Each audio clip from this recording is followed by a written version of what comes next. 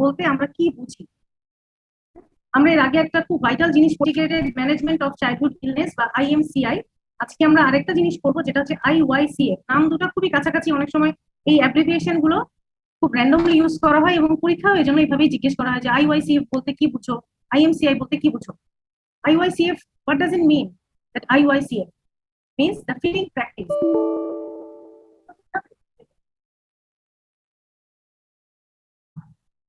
Important topic both for practical life, in our day-to-day life and in examination. It is a very good source of MCQ and SAQ. So there are three components of IYCF, that is early initiation of breastfeeding. What do we understand by early initiation? That means within first hour of life. Why it is first hour? Why not 2 or 3 hours? Can anyone guess? Because after the delivery, the child is awake, and as the labor process is a difficult time, both the mother and the child is exhausted. And especially for the baby whenever passes through the birth canal, there is some molding of the head, there is some flexion of the joints, extreme flexion of the body. So the baby is also tired. And whenever it comes out to the earth, after 1 hour, it gets sleepy. So if you want to breastfeed the baby, if you want that the baby feeds, you have to make sure that it is within the first hour of life. This time, the reflexes and activity are most observed. So the first component of IYCF is early initiation of breastfeeding, better telling, that is within the first hour of life. The second component is breastfeeding for first 6 months of life. What do we understand by the exclusive breastfeeding? That means exclusive breastfeeding means that after delivery up to 6 months of life, the baby should receive only breastfeeding, not even a drop of water, except the medication during illness. That means এখানে দেখো ছবিতে দেখা যাচ্ছে যে বাচ্চার মা বাচ্চাকে breastfeeding করাচ্ছে। এই সময় বাচ্চার নানি, খুব সম্ভবত নানি অথবা দাদি, যে কোনো একজন মুরব্বী বাচ্চাকে বলছে, মাকে বলছে যে পানি খাওয়ানোর জন্য। মা কি বলছে যে না, প্রয়োজন নেই। এবং ব্রেস্টফিডিং এর পজিশন দেখো, চেয়ারে বসেও সম্ভব, শুয়েও সম্ভব। ঠিক আছে, নেক্সট।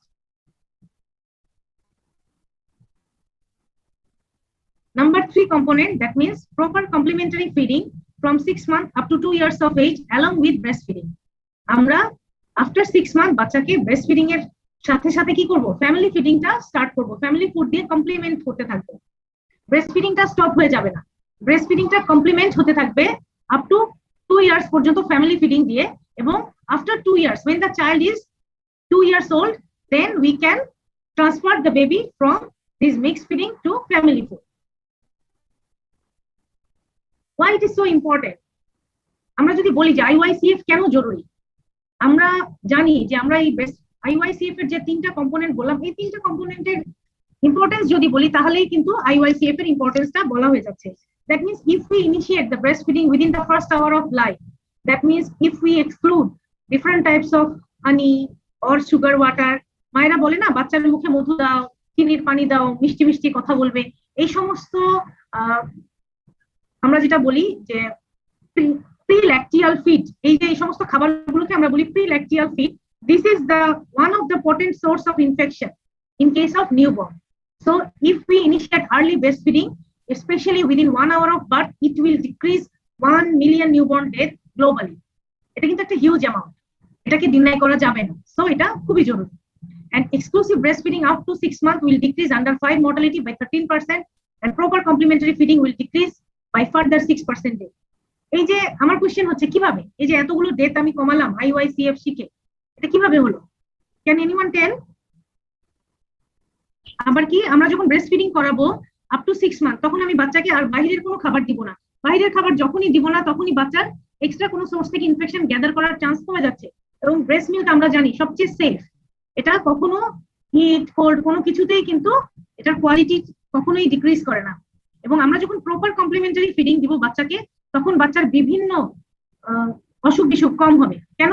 এটা আমরা যখনই প্রপার কমপ্লিমেন্টারি ফিডিং দিব, it will contain different types of food particles, different types of food elements or nutrients in proper amount. SDG আমরা সবাই SDG আমরা পড়ে ফেলছি কমিউনিটি মেডিসিনে সবাই পড়ছো না বলো colostrum. What is colostrum? Sometimes it is asked in Viva, what is colostrum? Colostrum is a sticky white yellow fluid secreted by breast during the first few days after birth. After delivery, the baby, whenever the baby sucks the breast, there is some drops of liquid comes out from breast, and every mother asks whether the baby is full or not. বাচ্চার কি পেট ভরবে? 1-2 ফোঁটা দুধ আসছে মা, doctor আপা 1-2 ফোঁটা দুধ আসছে, এটা খেয়ে তো বাচ্চার পেট ভরবে না। নানি দাদিরা বারবার একটা কথাই বলতে থাকে যে আমার বাচ্চার মায়ের এখনো দুধ আসে নাই, তাহলে বাচ্চা কি খেয়ে বাঁচবে? দেখো আল্লাহ তাআলার কি অপূর্ব সৃষ্টি। কোলোস্ট্রামের চেহারা দেখো আর ব্রেস্ট মিল্কের, নরমাল ব্রেস্ট মিল্কের চেহারা দেখো। প্রথম 2-3 দিন মায়ের দুধ তৈরি হবে না, এটাই তো নরমাল, তাই না? বাচ্চা যত সাক করবে তত অক্সিটোসিন রিলিজ হবে, তত breast production, breast milk production হতে থাকবে। তো এই জন্য আল্লাহ প্রথম দিকে কি করছে, একটা sticky white very energy dense and rich in calorie একটা ব্রেস্ট মিল্ক তৈরি করে দিছে, যেটাতে ভেরি রিচ, এটা নরমাল ব্রেস্ট মিল্কের চেয়ে অনেক হাই কন্টেন্ট থাকে এনার্জিতে, ঠিক আছে? যার কারণে বাচ্চা যদি একটুও পায়, 1-2 ফোঁটাও পায়, তাহলেও সে অনায়াসে 4-5 ঘন্টা না খেয়ে থাকতে পারে, হাইপোগ্লাইসেমিক হওয়ার কোনো সম্ভাবনা থাকে না। আমরা এটা বলেছি এক্সক্লুসিভ ব্রেস্ট ফিডিং কাকে বলে, কমপ্লিমেন্টারি ফিডিং কাকে বলে। So what are the properties of complementary feeding? Complementary feeding মানে 6 মাসের পর থেকে, after 6 months, the food we give to the child to during the transition period. After 2 years, we want the child to get adapted with family food. So the properties of complementary should be, it should be highly energy rich, body building and protective. There are varieties of complementary feeding. These are different in different countries and different society and ethnic people. আমরা যা খাবো সেটা সব দেশে appropriate এবং available নাও হতে পারে, it is different type. তো দেখো আমরা এই ফলমূলগুলো আমাদের দেখতে হবে যে energy giving food, body building food and protective elements যেন থাকে, ঠিক আছে? সবগুলো কম্পোনেন্টই যেন কভার করা হয়। এই খাবারগুলো আমরা সবই চিনি, আমরা ধীরে ধীরে দিব। একটা জিনিস মাথায় রাখবা, আজকে যে বাচ্চাটা 6 মাস হলো, 180 দিন আজকে হলো, এই 180 দিন during the first 180 days the child only fed by exclusive breastfeeding. That means only depends on mother's breast milk. So the child is alive on breastfeeding. So whenever the child is 181 days, we people, we the family members become more enthusiastic and started giving lots of variety in the food from 181 days. We should keep in mind that there is no hurry. The gut is adapted to only breast milk, so we should be patient and give one type of food after another, and with giving time to adjust. Feeding, start single food at a time, start second weaning food after 1 week, introduce fish, meat, egg one after another, complement the whole weaning process by 1 year, and by 3rd year accustomed to family foods. এই basic 5টা সেন্টেন্সে আমি আমার চেম্বারে প্রতিদিন এই 5টা sentence আমাকে বাংলায় অসংখ্য বার বলতে হয়। আমাদের ডে টু ডে লাইফে দেখবা এই কথাগুলি আত্মীয়রা এখন 6 মাস হচ্ছে কি দিয়ে শুরু করবে, ঠিক আছে? সবাই কিন্তু জিজ্ঞেস করবে আমরা কি মুরগি দিয়ে খিচুড়ি রান্না করব? আমরা কি বলছি? প্রথম কথা হচ্ছে স্টার্ট সিঙ্গেল ফুড এট এ টাইম। তার মানে আমি আজকে যে নতুন খাবারটা দিলাম, এই খাবারটা দেওয়ার পরে আমি আরেকটা খাবার দিতে আমাকে at least 5 to 6 days, at least 1 week time দেওয়া বেটার। কারণ কি বডি এটাতে অ্যাডজাস্ট হবে। এই 6-7 দিনের ভিতরে আমি কি করব, ফুডের পরিমাণটা ধীরে ধীরে বাড়াবো, বডি অ্যাডজাস্ট করবে, বাচ্চার গায়ে কোনো র্যাশ আসে কিনা, বাচ্চার কোনো ডায়রিয়া হয় কিনা আমরা এটা অবজার্ভ করব। দেন আমরা কি করব, প্রোটিন গুলো, বিশেষ করে অ্যানিমাল প্রোটিন গুলো আমরা একটু স্লো যাব। প্রথমেই আমরা অ্যানিমাল প্রোটিনে যাব না, আমরা স্টার্ট করব সাধারণত ripe banana, that means ripe mashed banana দিয়ে আমরা কমপ্লিমেন্টারি ফিডিং স্টার্ট করব।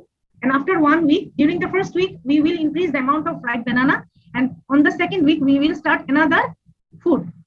We can use mashed rice, or we can use another fruit. And in case of during the choice of animal protein, we will choose very slowly. আমরা মাছ, মাংস, ডিম সব একসাথে দিব। আমরা যদি ডিম দিতে চাই চেষ্টা করব আগে কুসুমটা দেওয়ার। কুসুমটা যদি অ্যাডাপ্ট করতে পারে আফটার 1 week আমরা কুসুমের পরিমাণ বাড়াতে থাকবো, কুসুমের সাথে ডিমের হোয়াইটটাও আমরা অ্যাড করতে থাকবো। এইভাবে আমরা আরো 1 to 2 week পার করে দেবো, দেন আমরা ফিশে যাব, দেন আমরা চিকেনে যাব। এটা কি সবাই clear? G ma'am. Types of খাবারগুলো দেওয়ার চেষ্টা করব, ঠিক আছে? দেখো এখানে কি ধরনের খাবারগুলো আছে।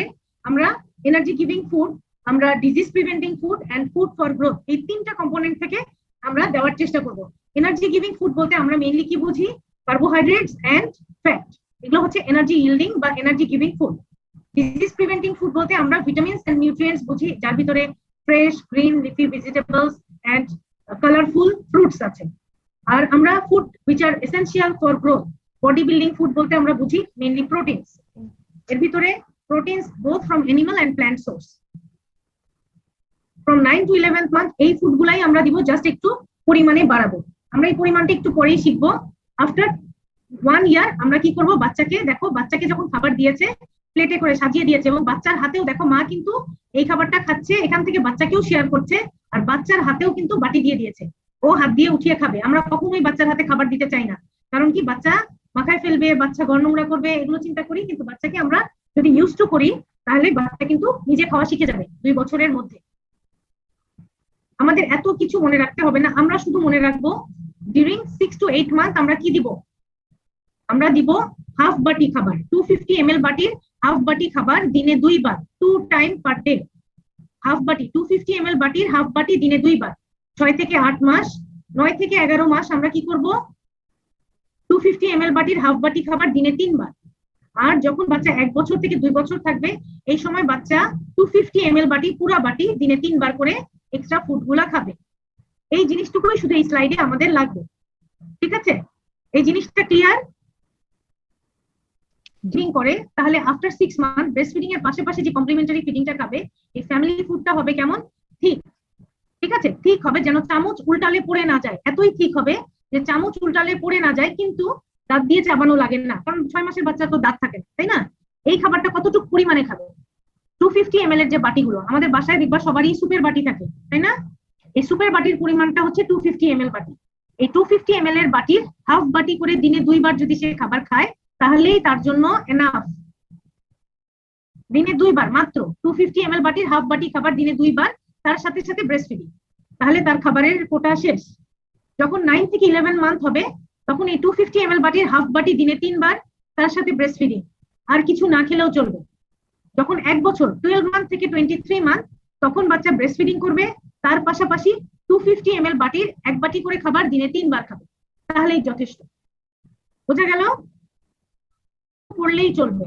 আর এর বাইরে কি পড়তে হবে, দুইটা জিনিস, একটা হচ্ছে গিয়ে ব্রেস্ট ফিডিং এর উপকারিতা বা ব্রেস্ট ফিডিং এর ইম্পর্টেন্স এন্ড কোলোস্ট্রামের কম্পোনেন্টস, এই দুইটা জিনিস যদি পড়ে নাও তাহলেই কিন্তু আমাদের advantages of breast feeding and কোলোস্ট্রামের কম্পোনেন্টটা পড়ে ফেললে এই চ্যাপ্টার থেকে আর আসার মতো তেমন কিছু নাই।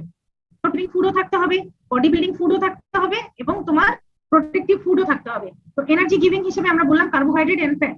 তাহলে আমরা যদি একটা বাচ্চাকে সহজ কথা, একটা মায়ের পক্ষে, একটা মা মনে করো ডক্টর, সে তো 3 বেলা